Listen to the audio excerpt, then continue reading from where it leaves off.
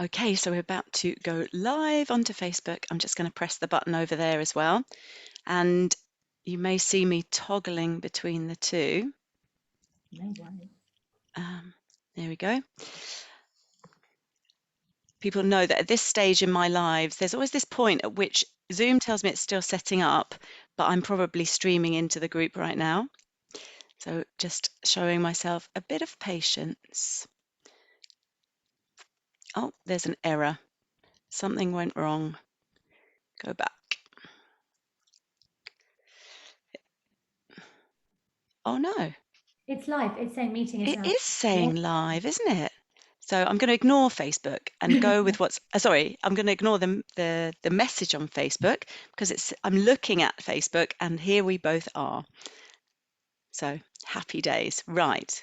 This meeting is being live streamed. Got it. Right. I'm going to keep checking in occasionally, Nadia. So if you're talking and you see my icon, I'm not being rude. I'm going to just check that we're still going on Facebook. It hasn't suddenly cut off or something. But anyway, welcome everybody. I know that some of you are going to be watching this on replay. So if you do, what would be really helpful for both Nadia and myself is to hashtag it replay so we can know the comments that are newer that come afterwards, not just the ones that are happening live whilst we're having this conversation. I'm really delighted to have Nadia here today. We've both worked with each other in our different guises and so familiar with each other's work. And what Nadia does, and I'll let her talk to you about that in a moment, really kind of supports the work that I do. I mean, predominantly, although Nadia works with mums, and I'm happy to work with anybody. The people who tend to come my way are women, and often those that have children. So there is some synergy around the kind of people that we do work with, and therefore the kind of difficulties that brings with it, and that we're both mums ourselves, right? And although mine are a bit older, teens, one to soon not be a teen, they all come with their own set of challenges and particularly around this identity that we have. So I'm going to let you introduce yourself now, Nadia, and yeah, we'll get going. Thanks, Lucy. So, my name's Nadia Patel. I'm a transformational life coach. And as Lucy mentioned, I love working with mums. Similar to Lucy, I also work a lot with women in general. I also work with men, but I guess I'm very passionate about working with mums just because I don't think that we get as much support based on what we do for everybody around us. And I think there's a really special thing that happens when you become a mum, which I think we'll talk about a little bit later. Yeah. I just absolutely love supporting mums, and I find it super rewarding to help them to move their life in the direction they want it to go.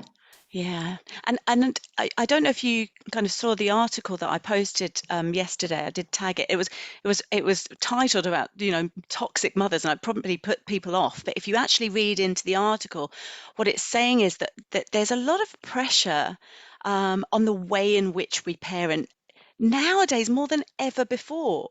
And many of my clients actually are in their 60s and 70s and talk about when there wasn't the pressure to fulfill all these roles, like having to work full time as well as being mom, when they were at home and they were at home with the children, and they actually describe how easy it was to be mom in a really gentle kind of way. Obviously, there's the challenges, but there was a kind of more hands-off parenting style as well.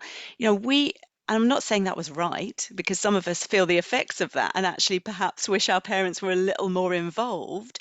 But there seems to have been this massive shift in the last sort of 20 years on kind of just being so involved in our children's lives that actually we've absorbed ourselves into not knowing where the split is between us and our kids almost. Would you kind of agree with that shift? Yeah, absolutely. I think that as more research has come out over the last 20 years, I think we now have a better idea of what we think good looks like. And what I often find, because I mainly work with professional mums, is we are taking the skills from doing well at work and wanting to have the level of success that we have created in the workplace to motherhood. And I think that that really can be the downfall sometimes, because we really are so obsessed with doing a good job because now we think we know what that looks like. And it's never, parenting and motherhood has never been as hard as it is for women today, based on that, the fact that women can have the kind of success in the career, in their careers, as well as do as much, the pressure then of doing the same at home. I think that whilst a lot of good has come from this research and what we know, you know, are the benefits of parenting well and being present and all of the good stuff that we know about, and how to create, confident children and secure children and attached children, and the benefits of all of these. I think it's also working against us in many ways as well. Yeah, and I think it's working against us in this sort of feeling perfectionism, but Absolutely. also feeling judged. Yeah. If someone else is doing something and they're letting their children be attached to them all day, sleeping in their bed all night, and that's a more maternal thing, and because you don't do that, that means you're not as loving a mother as I am, or whatever. I had elements of that. So bear in mind, my son is 16. Yeah. I had elements of it, but as I've watched other friends of mine become mums, and social media has developed and the access to the information has developed, it seems to have ramped up massively. Like, I'm kind of glad that my baby wasn't little now, because I feel that the anxious sort of neurotic person that I really was in those days would not have fared well at all. I don't know what I would have done. And I certainly, the guilt I already had, having to go back to work when my child was 9 months full time, and putting him in after school and breakfast clubs right from 4, all those things where I already had my own self-judgment, my own guilt, Yeah. now would be amplified, a million times over. So it's internal pressure, and there is real external pressure. There's judgment around, isn't there? Yeah, I think there is. I think, though, when you really understand, so I think there's a few, I think when you really understand that we feel that judgment most when we can see that first and foremost we're judging ourselves. And when you can get everything is inside out in that way, um, guilt, judgment, perfectionism, all of these things, when you can see it starts from you, and then you do the piece on you, which is what I love doing with people, Right. definitely less exposed to those feelings. And I also think, we there is this kind of generic, what does success look like, what does good motherhood look like, what is, what's good in what does good look like. But I think when you do the work in figuring out what that is according to you, Mm, your values, your version of being a good mum, that's where the shift starts to happen. That there yeah, isn't this one size cookie cutter fit all approach. yeah, You have to figure that out for yourself. exactly. And I think, that because I was a single mum right from the get-go, there wasn't anyone else telling me how I should do it.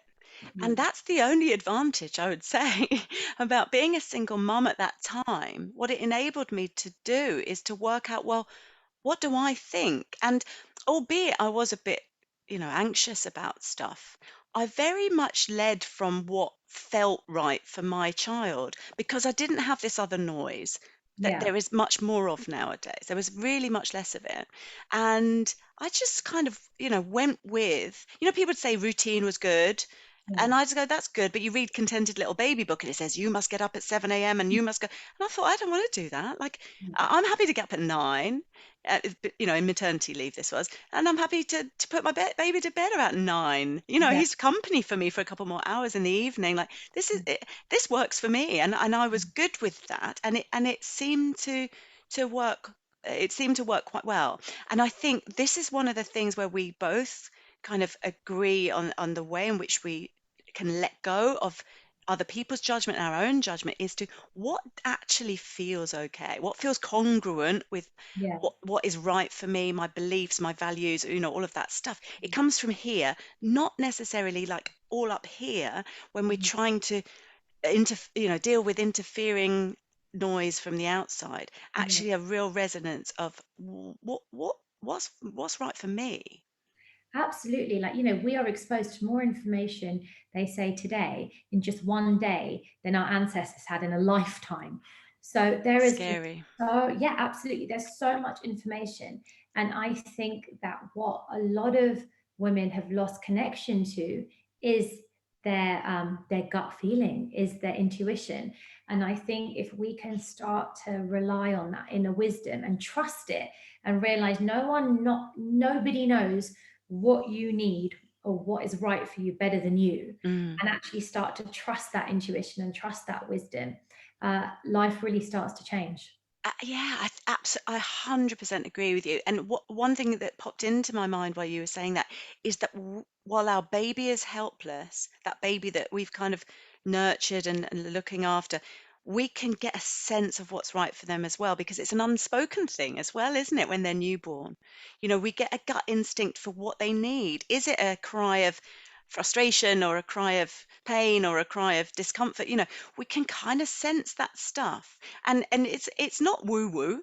It's like a real kind of gut instinct, and it's part of what it is to birth a child, or to have a child, to care for a child. um that we can do that for other people's children as well. I have stepkids. You still have that instinct. So it's a quality that we underestimate. Absolutely. I couldn't agree more. And I think the books are really useful. I definitely love doing my share of reading and figuring out in my lifestyle, the way I work and like to live, and in my values, what's going to work for me. And I was the opposite to you. I've loved the contented little baby, and I've done it with both my children, and it's worked really well for me. But I don't think it's the right thing necessarily for somebody else. And I don't judge if someone wants to have their kid in their bed and sleep with them till they're 7 and whatever else and have them up till 11 o'clock at night. That's just not how I roll. Like, it's just not what Yeah, works for me. I like to be present, and then I like my children sleeping and yeah, on their own space. And that's just what I'm yeah, comfortable with. So I can then, because for me, having that time to myself, so that I can recharge and have time with my husband, that's really important for me. So I've just created it like that. yeah, And I can definitely say, like, I had my daughter at 33, but I had my son, like, he's only 14 months, so I was 39. And I've loved parenting so much more the second time, because you kind of learn to trust your gut, and you're like, I don't think I'm going to kill the baby. I'm all yeah, right, and I'm just going to enjoy this. So yeah, yeah. definitely. That's why they always say the second one gets washed in the sink and stuff, but Yeah, the first one had the best, most expensive mother care baby bath or whatever. Yeah. absolutely, absolutely. Yeah, that's funny. And it is, I read all the books and then I picked the bits that worked for me, Yeah, me too. and that's, I think, a good way, because again, it's back to this intuition thing, this instinctive thing. That bit I agree with, that bit I really don't. So I don't have to do it all. I don't have to follow Yeah, all of the things. I can just pick and choose. But I'm interested in how we get lost in that role, because I don't think previous generations necessarily did. I think that maybe there were other challenges that they faced, but certainly there was a bit more hands-offness to parenting in the old days, so that they didn't absorb themselves. So why do we let being mum like completely define us to the detriment of losing that sense of who we once were? Yeah, so that's a really, really good question, when you look at it comparatively, and I think that we just have, based on the fact that we're more educated maybe than women were 20 or 30 years ago. We've got, maybe not 20, but maybe like 30 or 40 years ago. Yeah. We're more educated. We've had more success in our career, and I think as a byproduct, we have just got much higher expectations of ourselves. And because we now have more of a, this is the theory on what good looks like, there's so much more research. I think all of that combined has meant we have put so much more pressure on ourselves. And generally, as women, I think that it's our nature to be a bit more self-sacrificing than men.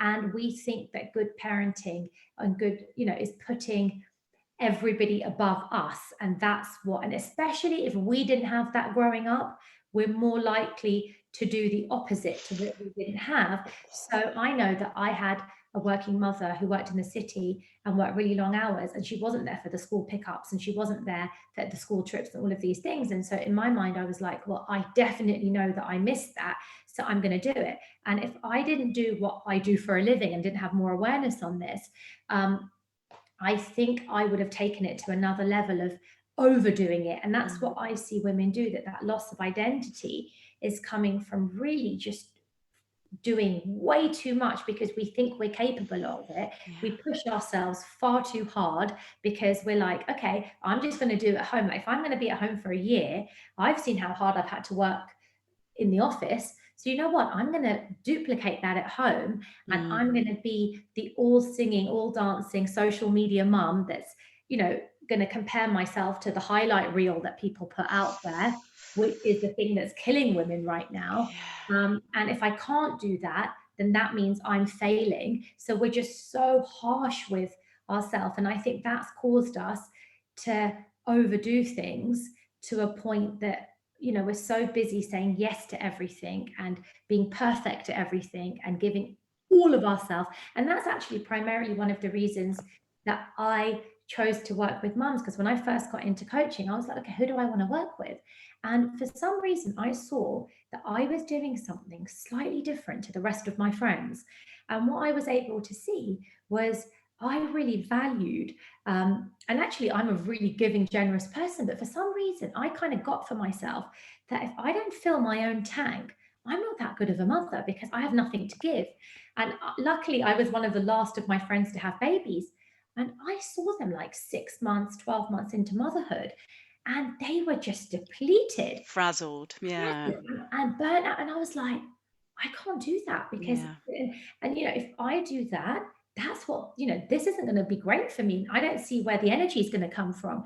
So I had this, you know, time when I went to spend a few weeks with my mum after having Zoya. And I noticed that if I just did little things to take care of myself, like whether that was going to get my eyebrows done or leave Zoya with my mum while I met my friends for a quick 1.5 hour coffee and dessert, I came home, I was so energized that I could do the next bit of this. You've got And more to give. Yeah. absolutely. And that's when I started to see, 1 minute, I'm just doing something slightly different. And in those days, I was like, okay, what could I work with people on? And obviously, it's changed a lot since then, but that's kind of where this started from. Yeah, that's really interesting. And it's funny you talking about how your mum worked in the city, blah blah blah. My mum was at home all the time, but she was still absent in her inability to kind of be a sort of Okay? giving, loving mum, a connection, Yeah, right? Due to her parents and yeah, probably theirs and time immemorial. So no judgment here, but she wasn't particularly giving.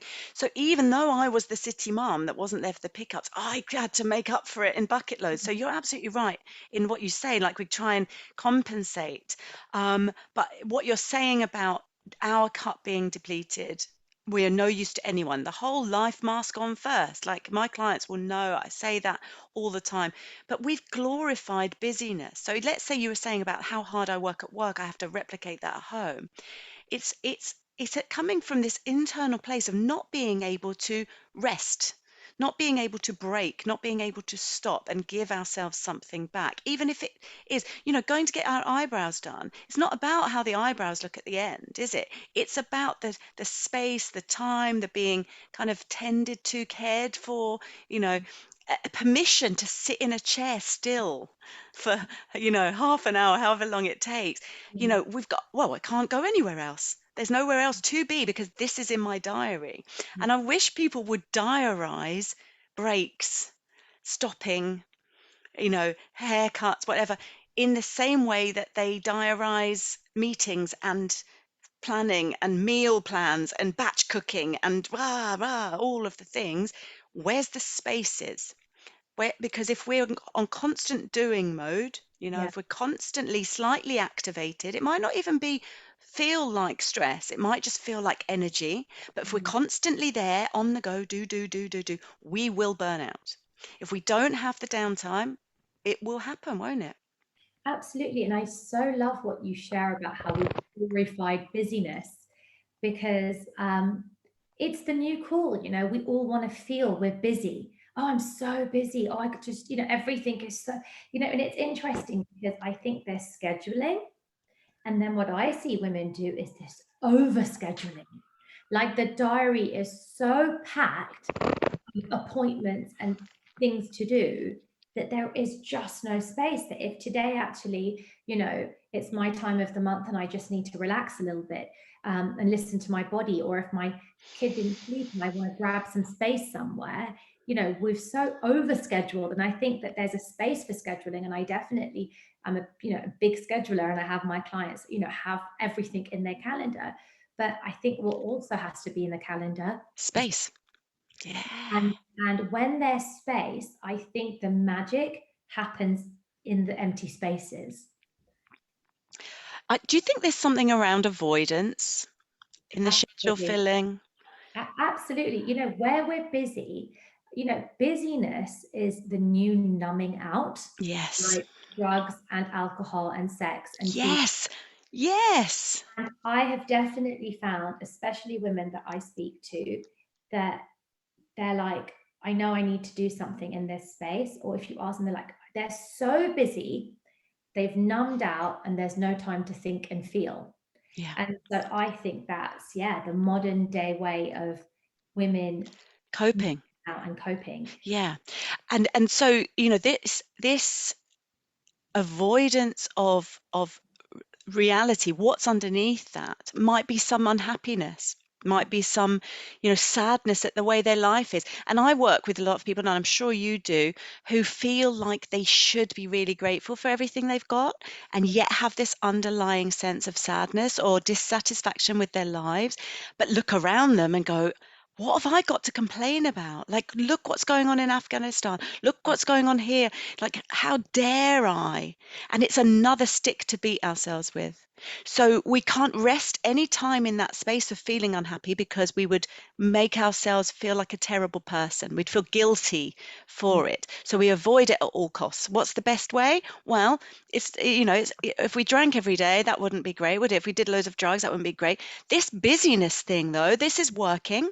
This is Yeah. working for me, because currently I'm not feeling the ill effects of it as I would with a drug addiction or an alcohol addiction. But let me warn you, everybody out there, at some point or other, it will come back and bite you very hard, because we cannot physiologically function. Think caveman, right? They did have to react and run around and be stressed when saber-toothed tigers were coming. Yeah. But now our saber-toothed tigers are the school run Yeah. and the traffic jam and the petrol crisis, and we're constantly in that state. Think what a caveman did in the evening, right? There's no telly, there's no endless Netflix and buying shoes at 3 o'clock in the morning.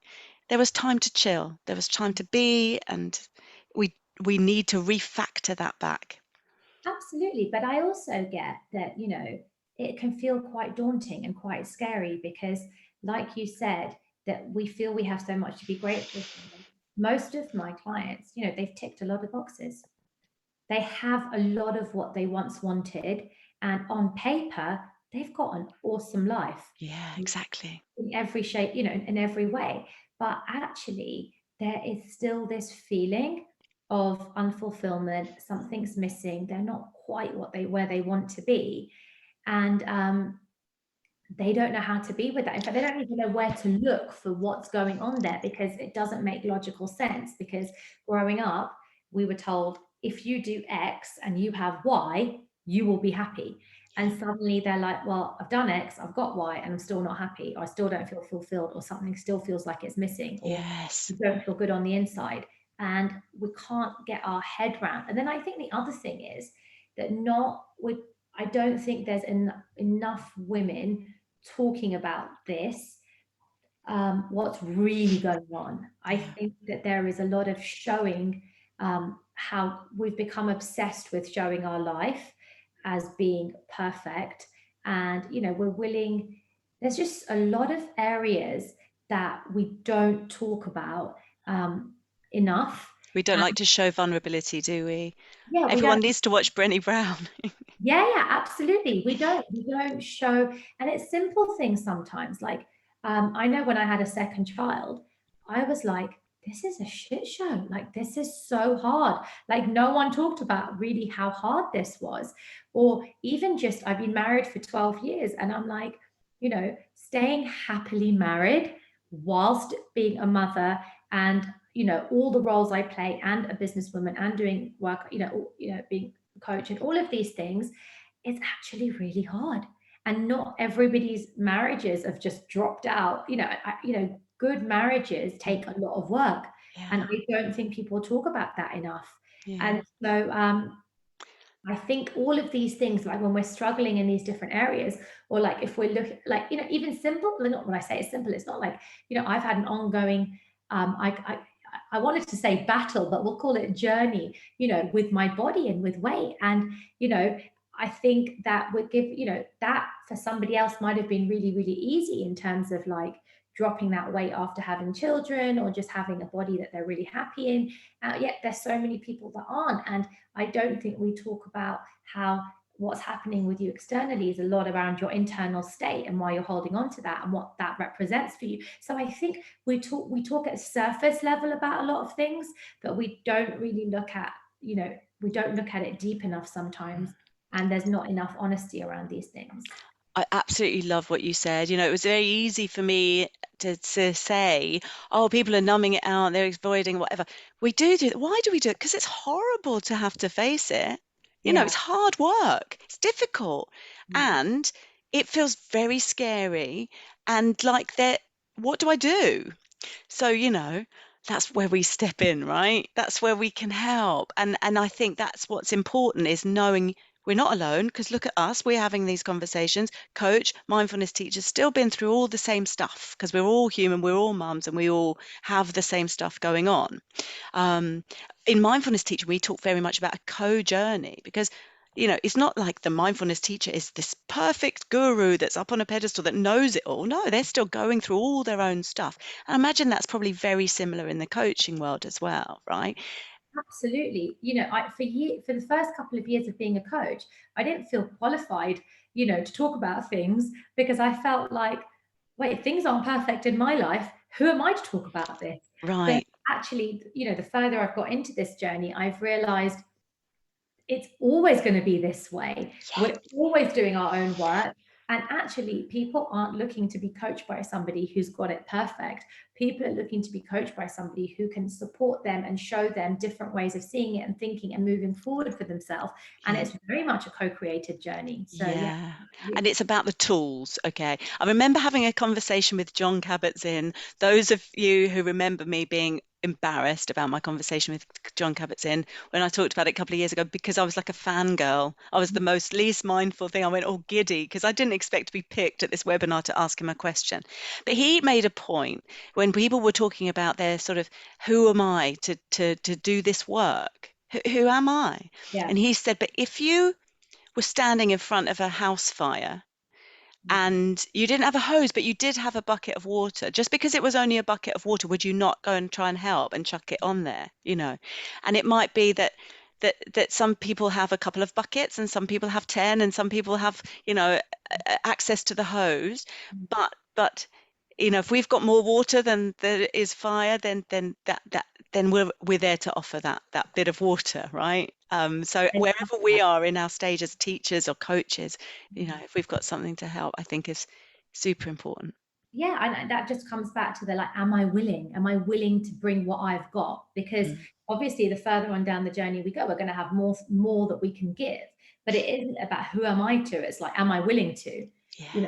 I remember just thinking, like, we're all going to do our best. If we don't know how to lead someone forward from that point, we're going to figure it out. Like, when we're willing, we do what it takes. Mm. When you're a mother and you don't know what to do, you don't just leave it, you figure it out. And I Yeah. think that's what you do as a teacher and a coach. And you work out, how can I support this person, even if I Yeah. don't have the answer immediately. And that leads me really nicely on to the fact that actually, there are lots of different offerings that people have. There's mindfulness teaching, there's therapy, and counseling, there's coaching, and they all hold different spaces. There's a lot of sort of crossover, as is shown by our synergy in conversation, but what we might address might be slightly different areas. So there'll be times when I might have a client who needed to do some work to be more mindful, that needs a coach now to take them to that next step of fulfilling what they need in business or something a bit more specific, or vice versa. It works the other way around too. When someone is kind of unable to move past a particular career path or something because of some emotional thing that they're not tuning into mindfully, then, that might come to me. Or it might be that someone is at a stage where actually going and seeing a therapist is the right intervention, because there's a very necessary need to have talking therapies, Yeah. which neither of ours are. That's not what we're there to do. We kind of get people, don't we, where they know, or no, they may not know why they're like they are, but it's about moving forward rather than going over what's happened. It's how do we move forward from here? So all these things have a very different space. So I'm quite interested if you could sort of clarify for people about what coaching is, and maybe dispel some myths about what it isn't, because I know that there's probably people going, who needs a life coach? Yeah. What is someone else going to tell me about my life? They don't Yeah. even know me or what. So yeah, absolutely. So yeah, just as you said, like therapy and counseling, I see very much as a talking therapy where you're in a space where you don't feel okay and you're not okay, and they want to take you from not okay to okay, basically. And it is, and from that, and I guess it's just about keeping you there. Whereas the way that I see coaching is actually, you're doing pretty great.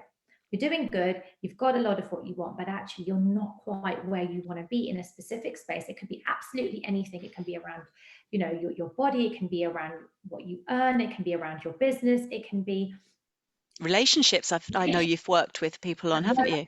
yeah, and I'll tell you why I do a lot of work on relationships. It can be anything basically, but basically it's really there taking you from good to great basically, and that's the difference in coaching. And I guess like some of the myths that come to mind, and here's the thing, this is what I've said, like nobody needs coaching. It's about whether you want it. So nobody needs to have a coach. It's a choice. Do you want to have a coach? So that's the first thing. And the second thing that we were just talking about earlier, which is also, really important. I don't think anybody really cares for what coaching is. I think what we care about is, I have a problem or I have a dream. Okay, can you help me solve the problem or can you help me get to my dream? And coaching is just the tools that we use to get someone there. And for me, I don't call myself a business coach. I just call myself a life coach, because even though I've worked very effectively with people, around their business and around their career, um, I coach you. So when I coach you and I work on you, anything that you want to shift, you're going to shift that, and therefore you're going to move forward in that. So, if we have a look, for example, with regards to somebody's career or somebody's business, most of the reason people think that they're stuck is around strategy. Okay, I don't have the right strategy. I don't have the right strategy to lose weight. I don't have the right strategy to make more money. I don't have the right strategy to grow my business or get that promotion. Actually, the truth is, you don't have the right thinking. You don't have the right mindset. 80% or more, I would say, of success is your psychology. So when you work on that part of things, the strategy part, whilst it's very relevant, is a small part of things. So that's why you don't need to have a coach who is a specialist in your business, whatever. It's much more around helping you see your own thinking, your own limits, your own blind spots, and that's very much why I have my own coach, because I'm a human being at the end of the day. Okay. So I'm going to have my own limiting beliefs, or I think I can just do this. And if my coach wasn't saying, wait, let's just expand that. Why just this? Why not that? Like expanding that vision for me, or helping me see my blind spot. So, we know what we're clear and know, we know what we know what we don't know. But then there's this other area, which is called we don't know what we don't know. Is that Johari's window or whatever? Is that what it is? I'm not sure. I first heard about this at Landmark, Yeah. actually, where they basically said, what we work on here is you don't know what you don't know. Yeah. And this is what I find, like conversations that I have with people, a lot of the reason they're hugely transformative is because we are in that space of you don't know what you don't know. So, if we can get that, we're always doing the best that we know how. Yeah. When we know better, we do better. Yeah. Oh, there was a Maya Angelou quote that someone posted in my retreat, in the training retreat I did this weekend, and it was something like, we do the best we can with what we know, and when we know more, we do better, or whatever. It was something like that. I've paraphrased it, but it's basically that we can only do as best we can. Like, that is the phrase that I would get to be a mantra to most of my clients. But actually, once we have more information, then potentially we can do better. We were talking around societal issues and around our own prejudices, and that being very much something we don't always know what we don't know, blind spots around our internal unconscious biases and things. But I think, yeah, what you said there is really powerful about being able to open that window. I think it's Johari's window. Have a look. Um, Yeah, but it's the one where you don't know what you don't know, kind of thing, and how other people, there's the other people seeing you thing as well. Um, and and I think, because as a corporate trainer of 25 years or whatever, um, they sent us on coaching courses, how you might coach people. And one of the key things, and people might not realize this, is not teaching. It's not telling someone what they should be doing. And it's a bit, mindfulness is similar in that way. It's you're kind of drawing out, aren't you? You yeah. know, it's asking the right questions. I think when good coaching comes along, it's about those questions that challenge, that call out, that get you to admit, but don't just tell you what you should know. Look, absolutely. And that's why there has to be a professional, and it's not something your friends and family can do. Because I often have people say, oh, my husband coaches me, oh, my friend coaches me. Here's the thing: your husband and your friends are there to support you, they're there to listen to you, they're there to, yeah, sometimes question you, but that, as a professional, as a coach, um, I'm not there to be liked. I'm in service of the person. Like, I prefer it that you like me, and generally my clients do, but there are moments when they don't because Yeah, something feels so confronting or challenging, but not in a way which and I think but the difference here is when it comes from love and they can see it comes from love and it comes from being in service of them, they actually don't mind it. But yeah, my job is that it's to be in service with you so that we can shift where you are to where you want to be. Like, that's that right. primary goal here is Yeah, helping you to see why you aren't there yeah, and how to get you there and what that's going to take, and the thinking that you have around this area or this thing that's keeping you stuck. yeah, So, what is it? And generally, when we bring that out, someone's able to see there's an insight, you yeah. see. You see something that you didn't see previously. Mm. And, believe it or not, there's a distinction that I love using, and it's called information versus transformation. See, we all actually know enough. It's not about We knowing. know loads. We know loads. We don't need to know anymore.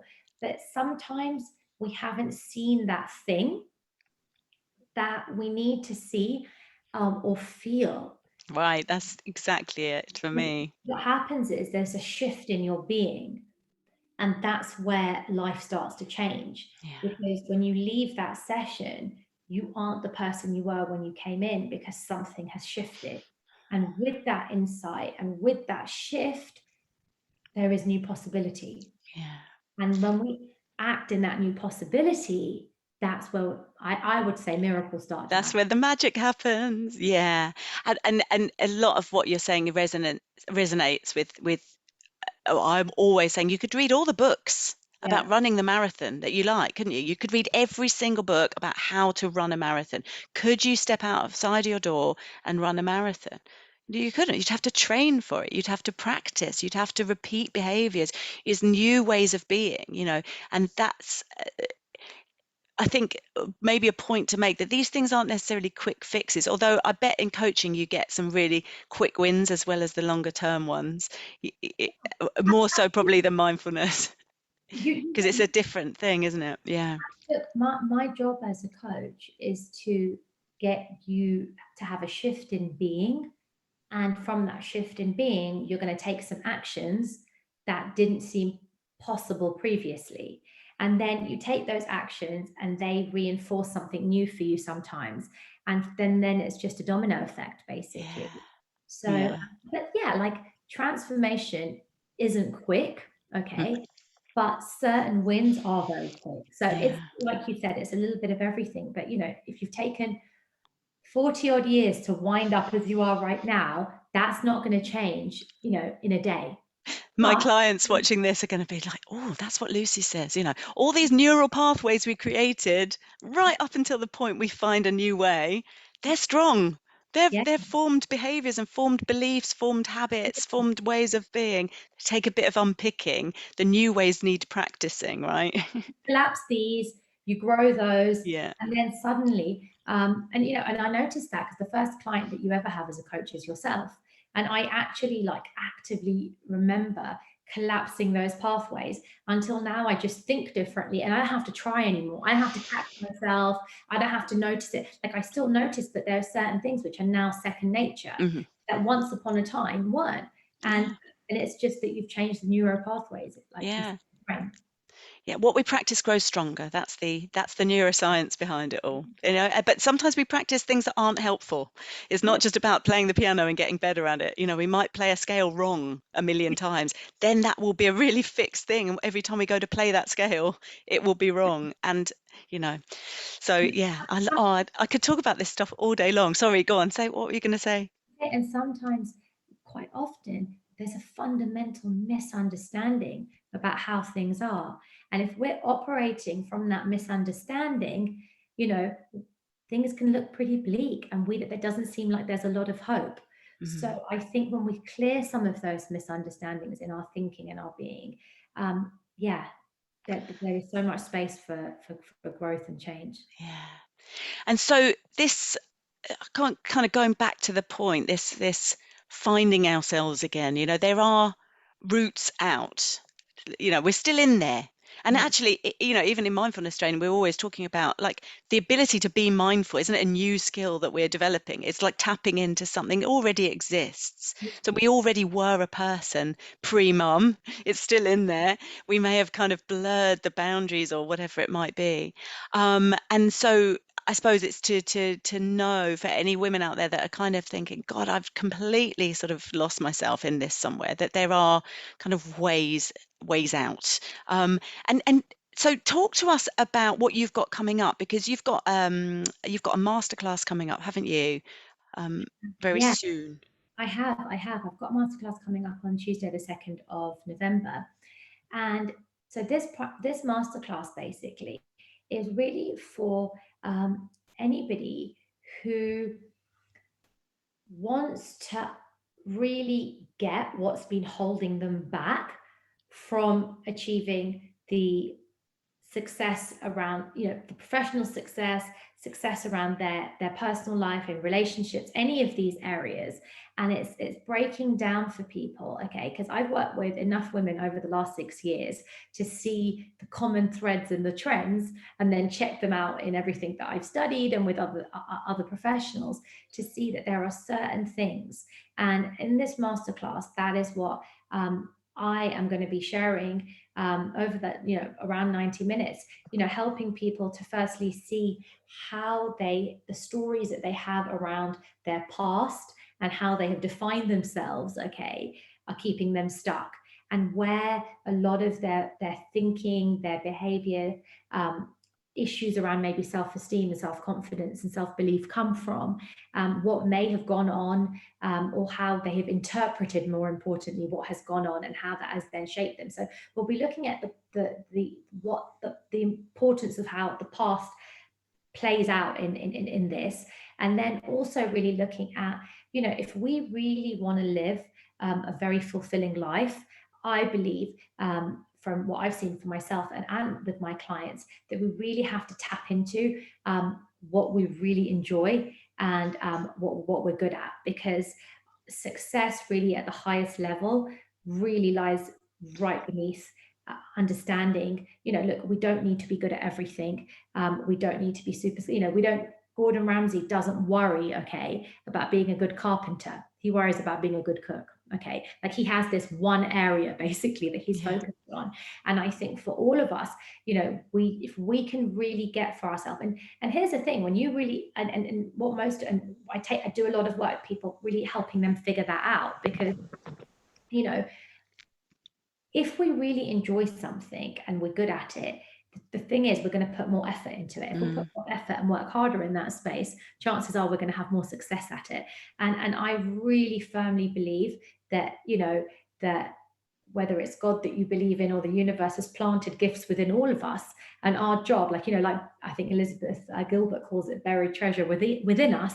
And our job really is to for some of us, it's really easy to find what that is. And we've always known, so my sister is a doctor, and she's known very early on that that's what she enjoys. And she's found her thing really early. Whereas for me, it didn't come until I was into my 30s, that I'd kind of fallen into. I was a financial advisor. I fell into that. I had various different things that I did, until I was able to see what my strengths are, what my skills are, what I enjoy, and how to bring that all together.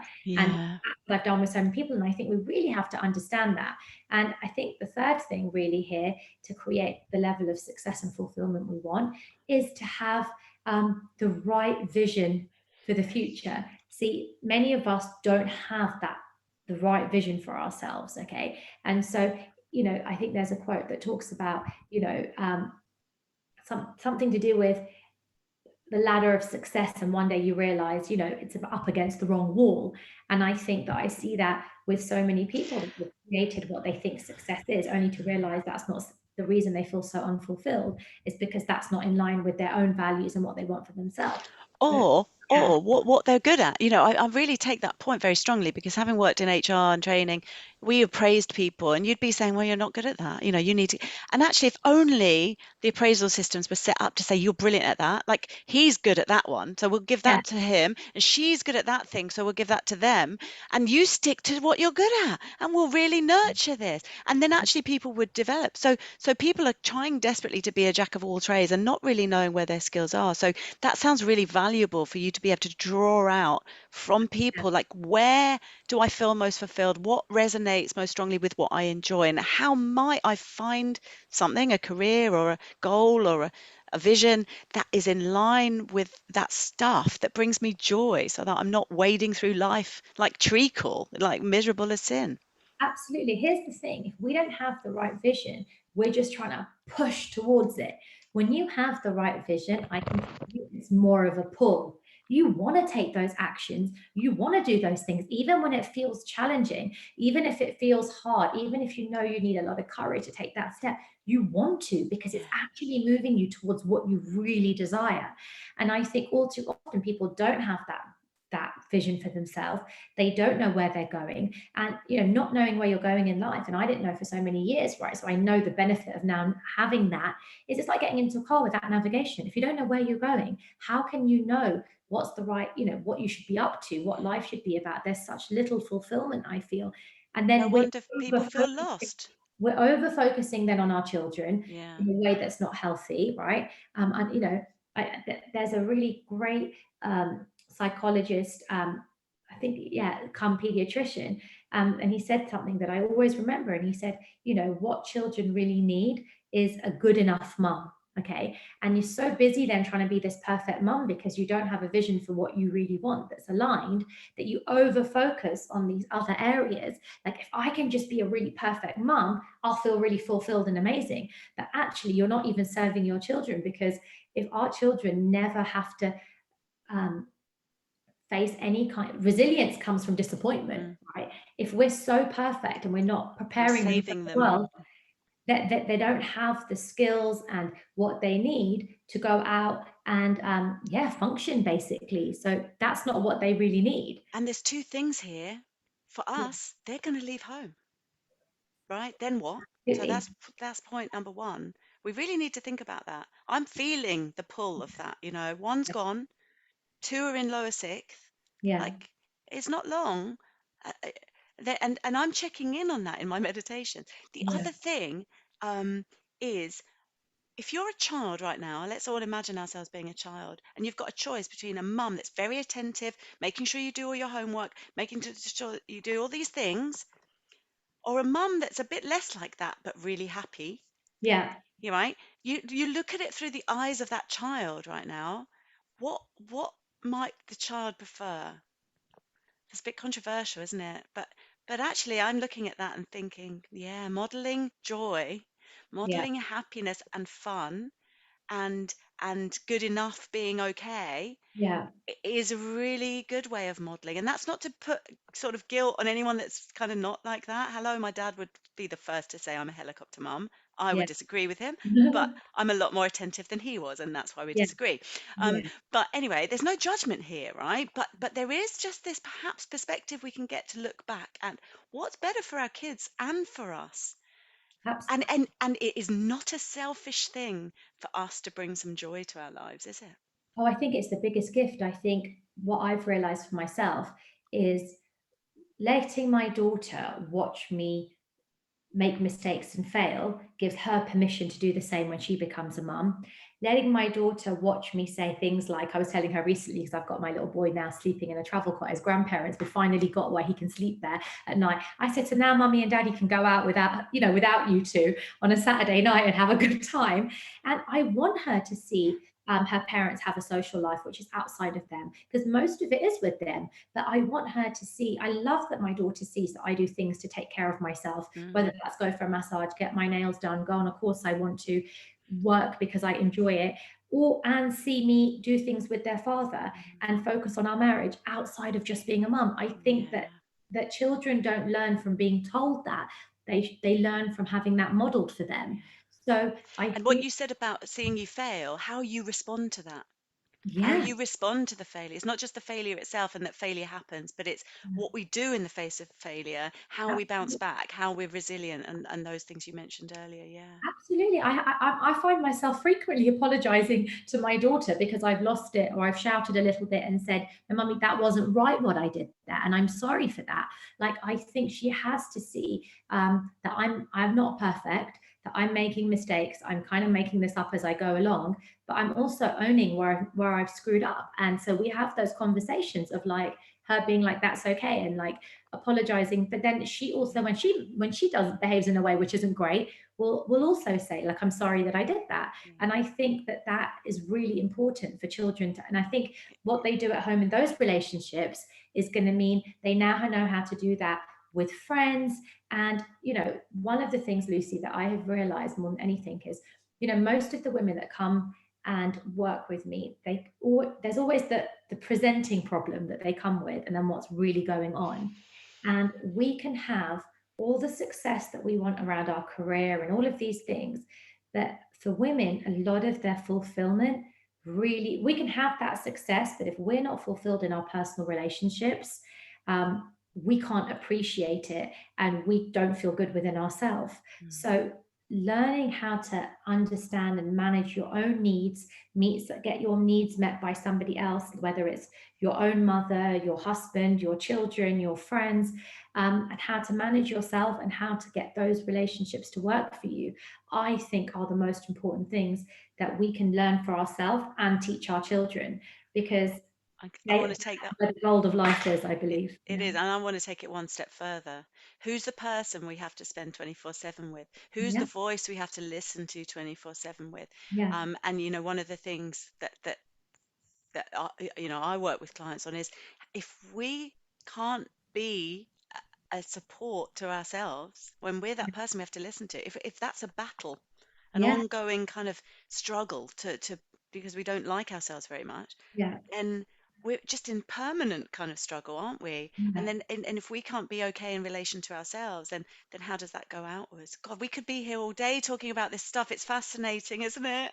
Look, absolutely. Look, if you don't like you, this is the fact. If you don't like you, it makes it pretty hard for me to like you. So Yeah, if you focus on, being at, and this is how I see it, I'm at my own party. yeah, And when I'm at my own party, other people want to be a part of that party and they want to come in and everybody wants to have fun. But if you're the opposite to that and you're struggling to like yourself because of whatever has happened and you haven't got complete with that and you haven't dealt with that, that is going to feed into your every relationship, because yeah. we think of people, the world mirrors back what it is you think and feel of yourself. And when you really get that, I'll say that again, like, it's always like you get back what you believe to be true. So if you don't Mm, like you and you're struggling with that, you're probably also going to find that's how you feel that other people feel about you. And Yeah, and I'm feeling very strongly that there might be people out there going, yeah, but I really, I don't know how to change that. I don't like myself very much, and because of X, Y, and Z, and all the stories that I tell myself about what a terrible person I am. And so just, again, it's a nod to knowing it's a practice. We've practiced not liking ourselves. So if anyone's like me and has quite a critical internal dialogue, it's taken a lot of practice to not have that anymore. It's not something that we can just simply go, oh, well, you should be nicer to yourself. You should love yourself. Look, it doesn't happen overnight, guys. Trust me, it's a journey. And so it's a practice of noticing how we're being. It's going to all come back to awareness. If we can be aware of how we are, then we have a fighting chance of being able to kind of start to go, oh, I noticed I'm really being judgy of myself today. And I'm just not going to replace it with something else. Just catch that, I can let judgment go and not be judgy anymore. Yeah. So it's not just a fixed state. However we are feeling right now in this moment, feeling, undefined, deconstructed, not knowing who we are or anything, that there are, what am I trying to say? There's it's not just the way I am. It's not just the way I am. The brain is ever evolving, ever changing. And like Nadia was saying about these old pathways and new pathways, we just have to keep in a gentle, kindly way, keep working on ourselves in a really positive way, not with a stick. Right? absolutely. No beating ourselves into the person we should be. That's where we've gone wrong. This is a very positive, future looking, how might things be different? And I know that you feel very much the same about that. It's not a sort of harsh, judgmental way of transformation. It's a supportive and generous and gentle It, way. it's loving. Like, I always think to myself, like, if you won't talk to your kids like that and you won't talk to your best friend like that, then don't talk to yourself like that. And I too was someone that really struggled with a really critical inner voice, and I don't anymore. And I think it can come up sometimes, but I really don't as much. And that's because I have mindfully practiced observing that voice and going, okay, no, I don't want to say that. And I don't want to use those words. And actually, to take it one step further, you know, rather than looking for praise from other people, okay, and appreciation from other people, I now do that for myself as a daily practice. And I'll find myself saying, oh, Nadia, that was really cool that you did that. Or like, I'll be speaking to my husband and say, oh, I was so proud of myself that I did this Yeah. thing. And I think when you realize you build self worth and you build that muscle just by giving yourself what you need. When you were 5, you needed your parents to do that. And 90% of the people I speak to had parents who didn't do that for them. And hey ho, that's the hand you were dealt. But if you can now realize you're an adult and you don't need to do that, you don't need your parents to do that for you anymore. You don't need your boss to do that. You don't need your friends to do that. You can actually do that for yourself. Life suddenly starts to really look quite different, because a lot Yeah. of what you think you need from other people, you can actually give to yourself. You can. I took teaching exactly this morning, and it's a practice. It becomes a habit to be nice to ourselves, to praise ourselves, to grow new neural pathways of positive, reinforcement of what we do well. Yeah. Oh, Nadia, thank you. Now, details of the masterclass. You've got access to posting in this group. You can post them. I mean, I don't usually. I don't want anyone posting spammy stuff. That's against the rules. But this is with permission, and I'm sure not just don't just post underneath, because it might get a bit lost. Create a post Yeah. about the masterclass, because I'm sure there'll be lots of people that'll be really interested in coming along. And yeah, I don't want to take any more of your time. We've done an hour, and I just can't extend my gratitude for what a wonderful, lively conversation. And I hope it's been helpful, even just if we've reached one person to know that there's a way out of that kind of difficulty. It'll be Absolutely. Look, it's been my absolute pleasure. Like you, I could talk about this till the cows come home. It's only that I'm looking at it and I'm thinking we've been an hour, we could easily be another 2 hours. I absolutely easy. know. Um, But yeah, that's the whole aim. I've been working with women for 6 years now, and this masterclass is, I've put together in here and in things that I'm doing, everything that I know that has made a difference to people who pay me to work with me. And it really is about helping people just from attending the masterclass to get clarity around what's going on. Because, clarity is power. Once we understand what's going on, we're in a position to change it. It's a choice. Do I want to change it? Do I want to work on it or not? And sometimes this happens to me, that people will know that they now get clarity, but they're not still ready, or they don't want to do it yet. And that's also okay. And then sometimes they come back, 6 months, 1 year, 2 years later and say, now I'm ready. Now I want to do something about it. And so Excuse me. it's really not about other than, are you okay? Other than Yes. people getting some clarity around, what may be holding them back. That the masterclass is called Break Through Your Glass Ceiling, and that's what we're all looking to do, is to break through our own glass ceiling so that we can move ourselves forward, personally and professionally. That's where I think true fulfillment comes from, meeting those needs, and then meeting the needs of others, which is, I think, what we're really passionate about doing. Yeah. I love breaking through our own glass ceiling. Yeah. Yes, let's do it.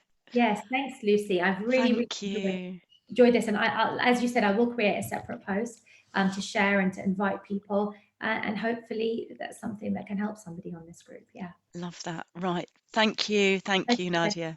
I'm going to stop the live stream on Facebook. Thanks, everybody. If you haven't commented and you've got questions, but you need, sometimes we just want to reflect and think later, oh gosh, I wish I'd asked that. Like Nadia's in this group, so she will see your comments. You can, just as you watch the video, if you're watching it on replay, comment or add comments, Yeah. or add them to Nadia's post that she's going to put in. Yeah. Because I'm sure she's on hand to answer any questions that you have. So thank you, everybody that's joined us. We've had some people watching throughout. So I'm just checking there aren't any current comments that we need to address, but people saying hi, hi. And yeah, I'll stop the live feed now. Thank you.